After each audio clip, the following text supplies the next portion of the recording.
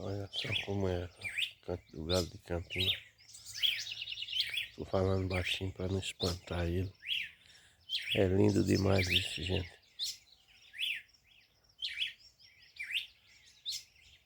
Tá cantando aqui do meu lado, olha só.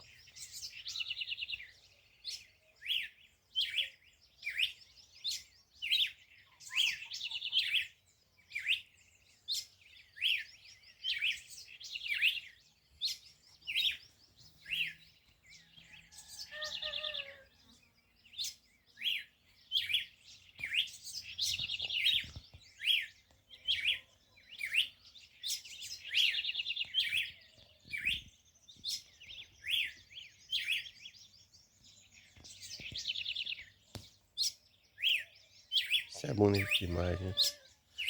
Eu levanto cedinho só para ouvir isso. A voz da natureza, né? Isso é lindo.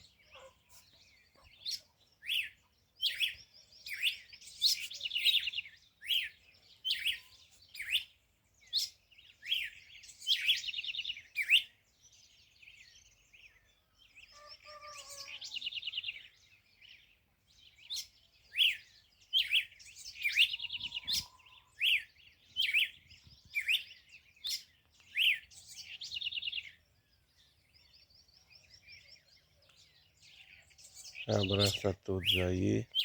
Ficar por aqui com a voz da natureza, valeu? Daqui a pouquinho já estou seguindo para o meu trabalho.